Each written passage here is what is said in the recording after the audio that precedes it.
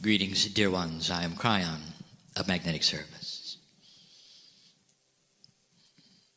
We have greetings for those also who are multidimensional, very real. We have greetings for Alcazar. We have greetings for the sacredness and the geometry that is here. Now, dear ones, I have just given you something you should look at. For here I am, a multi-dimensional voice, that's hard to believe, giving greetings to two other multi-dimensional entities, that's hard to believe. And all of this in the face of a changing energy on the planet, which is also hard to believe. The paradigm shift that we bring to you is the same one that we have talking about, that is the potential of the planet for many years. But we sit in it today. From my standpoint, we revel in it today. Dear ones, dear old souls, this was not guaranteed.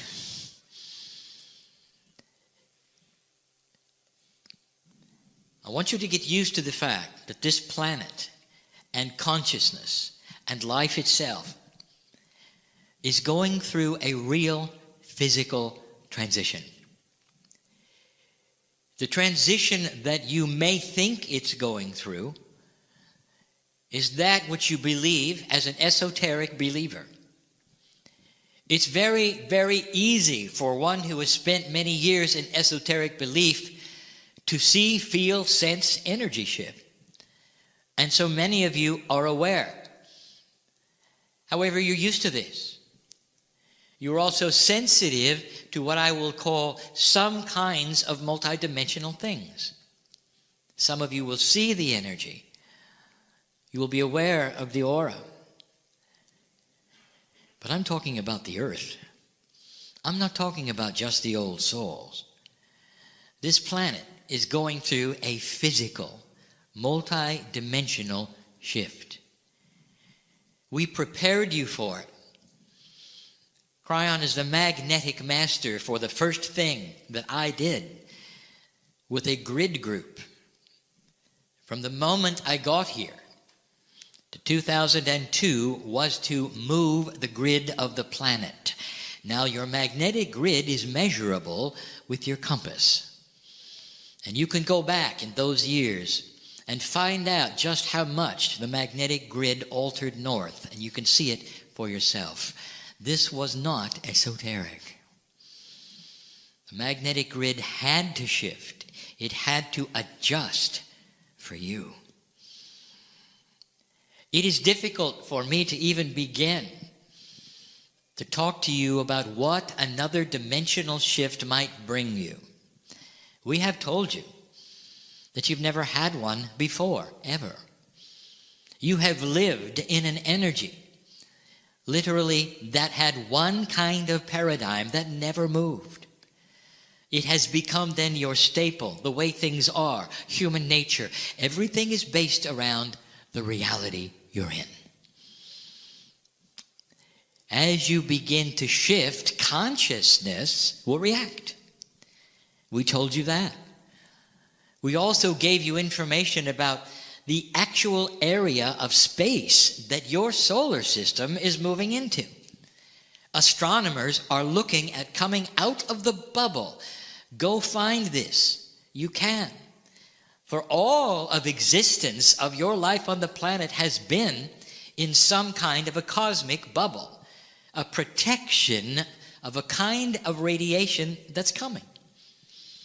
The radiation is not that which will affect you adversely. It's going to interface with the magnetic grid's new alignment and affect the DNA, creating an advancement in time, a fast track to your evolution. We told you that. You can go check whether it's coming or not. The whole entire planet is going to be subjected to a potential paradigm shift. Now, here's where it gets good. Potential. What do I mean? When I came to you 25 years ago, I said there was a potential shift coming based upon the probabilities of where you were and what you were doing. I say the same thing today. The snowball is rolling. It's hard to stop it from collecting more snow and getting bigger. That is the consciousness of the planet. A slow process that weeds out the dark and the light, that takes into account the reactions of all consciousness to the new energy. Imagine if you were invested in dark and evil. Imagine that for a moment. And imagine that this investment was fine as long as nothing changed. You could control what you're used to controlling. All of the darkness would still be yours. And suddenly, there's a little too much light. Something is starting to shift and change. What would you do? And the answer, you would go on a raging campaign of fear in order to keep things the way they were. Does this sound like something you might see? You see, the planet is changing. Not just old souls, not just light workers. If you want to know specifics, ask the indigenous. For their prophecies were all about now. Now this is news we've been giving you for some time, but I've just compiled it into a few minutes. Dare I say, it's beautiful. The fact that it is happening at all is beautiful. You passed the marker. More than passed marker. You did it with flying colors. It wasn't even close. You didn't need a confrontation. You didn't need a war. You didn't need to reduce the population by millions of people in order to wake up. You did it by yourself. And when the precession of equinoxes arrived, the consciousness of the planet was actually higher than I predicted. And if you want to see that, you can go back and you can look at my first communication with you, which you call Kryon Book 1, where I gave you some of the potentials which included a mass death experience on the planet which may wake you up, and you didn't need it. You didn't need it.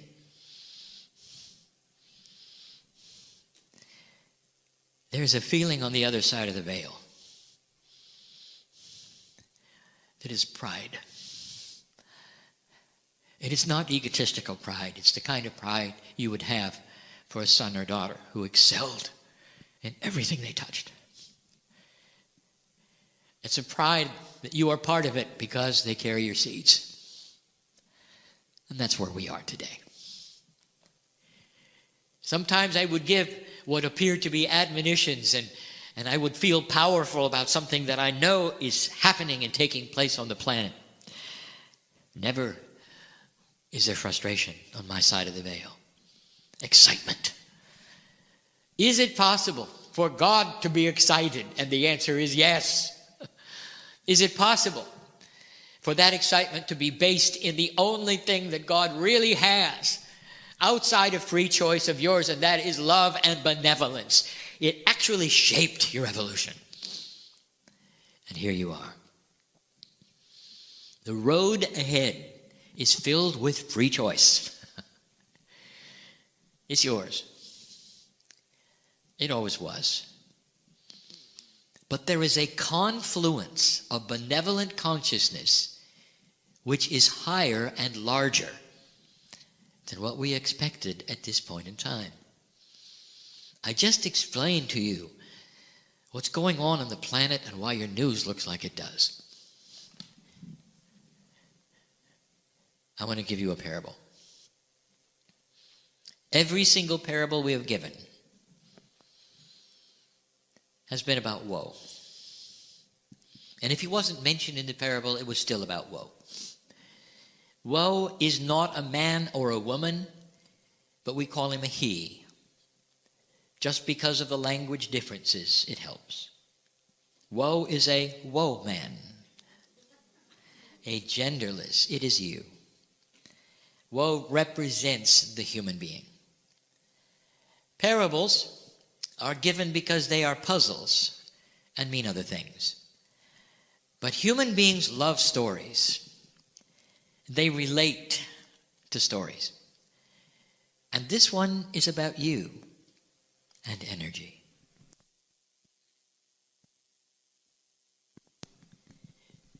In this particular story, Woe is an old soul and a light worker. And he lives in the year 2015. The story of Woe is similar, perhaps, to what you might experience. Maybe a little different, because you're all different. But let me paint the picture. I want to tell you who he, she is, and what Woe is going through. As an old soul, Woe has a lineage. Now listen carefully. The lineage of the old soul is one who has fought the good fight. Because this planet, up to this point, has had a duality which was palatable. You could be an old soul and you could be a compassionate person, but it didn't go very far. Whatever light you had was often put out by the incredible amount of negativity and darkness on the planet. War after war, and you had to participate. Regardless of your wisdom, you're in the battlefield. Regardless of your wisdom, the biology of life affected you. Your wisdom had nothing to do with the fact that if you were a woman, you lost children, sometimes along the way from A to B, just traveling to get away from somebody chasing you. Sometimes it was in birth, sometimes it was in disease, or worse. Woe carried that around, dear one. Do you relate to it? Fought the good fight. Negativity, frustration, drama, war, hate was always there. And it was there seemingly in every sector. Difficult. Especially the old soul from the beginning of the seeding of humanity went through the phases where humans just never changed. Can you imagine what this has done to Woe's countenance?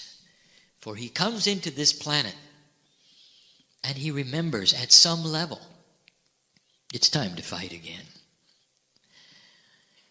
At some level, the Akash of every single human being sets the stage of expectation. You come in, ready to battle. Now that particular Akash creates in Woe a feeling where he doesn't feel where he can do anything and make a difference. But what he knows he can do is survive spiritually, and he does. To be the best human he can, and he tries. The Akash sometimes holds him back because he remembers at some level what it was like to be the shaman, to carry the information that people wanted, to heal, to be the intuitive who could read somebody as they stood there. And he remembers what happened. And he remembers an ugly death because they were afraid of him. Those who have magic are witches. The old energy is powerful. The world went to war a number of times, and Woe was part of it. Both genders were involved. Both genders suffered. It was humanity. Woe is walking around in life today with a lack of self-worth. Now you know why. There is no judgment, dear human being, for how you feel about yourself. But there is amazement at what you can't see. Woe is like you. Life for woe is just hanging on. All around him. He has to watch and be careful where he goes, what he says, what he does, all his life. But it's okay. Woe knows how to develop self-balance and compassion. He walks life as a happy individual because he has God inside. It's all he needs. But he's still careful. When woe goes to work, he did not select the people around him. You realize that. But you had to work with him. He had to work with them. There are those he likes more than others. There are those that are frustrating to him. Quite often, those who would be above him in a pay grade are the most frustrating. He tries to go around them, meaning, don't listen, don't be where they are. Sometimes it works, sometimes it doesn't. He holds it together, but he hears the negativity that they have. He sees others around in distress because of it. Woe tries to cheer them up or battle the energy the best he can. He's used to it, you see. He's a light worker. Woe lives alone. Now, this is a trait of woe. He found himself living alone because it was easier. Because if he didn't, there was always drama and frustration. He had a cat. And to make things worse, the cat didn't like him. Imagine having an animal that you're compassionate about that doesn't really like you.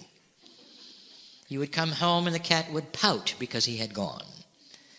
When it was time for the cat to eat, he knew it because the cat would come up and bite him. But woe loved animals, and it was all the cat had. Woe knew that the cat's life was dependent on him. Despite this, he was still cheerful. He named his cat, Cat. Hello, cat. How are you? I love you, even if you don't love me. This was woe's life. It was not a bad life. Actually, he liked it because he was at home with the battles. These were easy battles. There was no war to fight now. He didn't have to join. There was no mass death. There were no plagues anymore. That's odd, isn't it?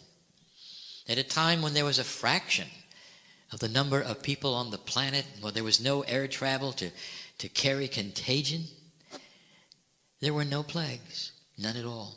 He had gone through 3. Now, he didn't know that, but his Akash carried it. He had watched loved ones die in front of him. Such sorrow. It wasn't this time, and he knew it, and he was happy for this. Woe could be a balanced human being, be compassionate. Woe was also a healer. As a light worker, he discovered he could use his talents. He could read the disease in people, and they would come to him. He had a side business as a healer, and it was a good one. But as he approached each one, woe had to chase away the negativity, both of the healee and the room. He was used to it. He fought many battles. He was okay. This is woe's life. Woe had powerful meditations. As a light worker, as an old soul, he could do this. And he knew he could. This was his solace. This is what he loved the most. He had the connection to God. As much as he could. And would the biology allow him in the energy, he connected through the pineal to the higher self. And he loved it. Some of his meditations were actually close to visions because they were real and he could sense and see. He could smell and feel. He spent the amount of time in meditation that was perfect for woe. He had heard stories that you should meditate a certain amount of time a day, and he realized this was not true for him. That each old soul had their own akash, had their own uniqueness, had their own lessons, and their own ways, and had their own wisdom. He meditated only the amount of time that he needed to balance. But it's what happened in his meditation that I want to tell you about.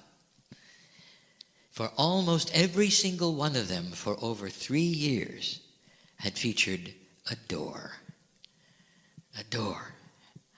He saw the door metaphorically. He knew what it meant. It was an opportunity to move into something beyond the door. Very clear. But he could sense what was on the other side. There was something more for him. More than that, if he had the ability to open it and go through it, he knew he would never have to come back to where he was. Woe learned to talk to the door. And he knew that the door had a personality, an angelic ability, because it was multidimensional. It could give him information if he wanted. He thought perhaps that the door represented a final lifetime, perhaps even an appropriate death. When it was time, he would walk through it and never have to come back to the planet. He weighed all of these things in his mind. He didn't know what the door was about until he was able to start talking to it.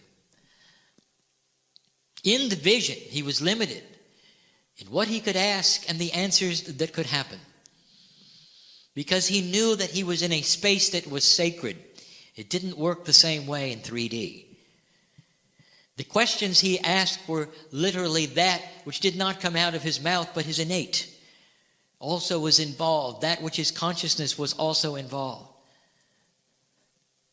He would say to the door, "Who are you?" And the feeling he got, not the voice, because he never heard a voice, he got his messages through his intuition, right into his brain as though there were a voice. And the voice was always too beautiful for words. The voice was genderless. The voice was whatever he wanted to hear. It was the most beautiful sound he could imagine. And he said, "Who are you?" And the voice said, "Whoa, I am your future." He didn't understand it. How could the door be my future? Maybe the other side of the door. He saw the door. He admired it. He loved the fact that there was benevolence on the other side. Occasionally he saw it glow. Underneath the door, he could see light. Whatever was out there in his future, he liked it. Woe continued to have the visions of the door. Sometimes he would simply sit and be with it, knowing that someday he could go through it. He continued to think it was his demise, his death, his last time on the planet, and he looked forward to that time. And then he started asking the door more questions, and it was confusing. "Are you my death?" And the door smiled at him, actually chuckled, and said, "No, Woe, it's your life." Woe didn't understand. In this vision, he felt powerful enough to grab the doorknob and say, "It's time. If it's my life, it's time." And it was locked. He couldn't budge it. Nothing was happening. Nothing. He talked to the door. "I cannot open you." And the door said, "I know." He said to the door, "When can I go through?" And the door said, "Anytime you're ready." And Woe said, "I'm ready now." And the door said, "Come on in." He grasped the doorknob and it wouldn't budge. Pulled and pulled and pulled. This was a frustration. The visions were real. Woe knew who he was. As a light worker extraordinary, he had fought the battles. He knew he was wise in the ways of the world. and the door wouldn't budge. He talked to the door. What am I doing wrong? And the door started talking to him. Whoa, come closer. I didn't say open the door. I said come through the door. And Woe started to realize what the door was telling him. He had to drop his 3D reality and walk through matter. And he did. Woe literally walked through the door. And in that instant, he got it. Nothing he had ever learned in the old energy was going to work. You can pull on the door. It'll never open. Let me tell you what Woe discovered on the other side, because it shocked him. He wasn't in another world. He was in his world, in another dimension. A dimension that was not anything he could count or describe, but one where suddenly his self-worth was skyrocketing. To a degree where the akash that he had had dropped away. It was simply gone because the old energy has nothing to do with who he is today. Woe was becoming slightly multidimensional. He went to work and he looked at his boss, the source of frustration, the one he wanted to run from so he didn't get any bad instructions. And all he saw was a human that he was compassionate about. He wondered about that person's life. He felt sorry that they were frustrated and in drama and egotistical. And what he did next would shock and surprise you. He wanted to be closer to the boss, because he found that nothing the boss did bothered him at all. He could sit and listen to the things that used to frustrate him and put his stomach in knots, and he wasn't affected. I want to tell you what happened eventually, so you'll understand the dynamic. You see, his boss did not get the reaction he used to. No one was fearful in that body of woe anymore. In fact, eventually, the boss asked Woe what the change was, because he liked it. Woe's dimensionality had affected somebody else who was not even interested in changing dimensions. This is a process you're not used to. Everywhere Woe started to walk, things became easier. The old energy of battle and fighting, he realized, was a caveman survival instinct, and he was beyond it. He didn't meet darkness where he went because it ran from him. Woe carried a light that was so impressively bright, metaphorically, to that which is darkness, hatred, frustration, and drama, that it literally left the building when he arrived. He walked the streets differently. He expected good things. And the door in his vision was gone. When he seemingly tried metaphorically to turn around to see where the door had gone, there was none. He couldn't go back. He couldn't go back. Woe went home, and there was Cat. Cat took one look at Woe and rubbed against his leg. He started purring. That's all it took, dear ones. The animals know first. Then even the plants and the rocks. The whole planet knows when you become a little different. And from that moment on, there were no more bites, just purrs and rubbing. What's for dinner? I'm going to close and ask you, what's for dinner? Are you going to leave here differently or the same? Does this parable make sense to you? If you don't understand the hows and the whys, the timing, the actions, if you're at a loss for the practical meanings, I will say this: you're not alone. I just gave you the overall perspective. In order to go through the door, every single one of you will have a different kind of way. This is honoring to your Akash, to your individuality. But listen, if you didn't get it, if you want to go through the door, your actual cellular body will start to shift and change.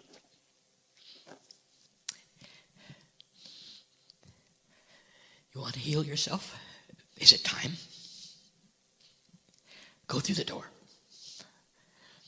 Because we want you to stay, and we don't want you to stay in distress. This energy is not cooperating with your consciousness. Have you got it yet? And that's why some of the things are happening to you that are happening to you. You're not supposed to stick around in this energy the way you are. It's time to vibrate higher. Go through the door. What's for dinner? I am in love with humanity for what you're about to do. That's you. I know you. And so it is. And so it is. And so it is. And so it is.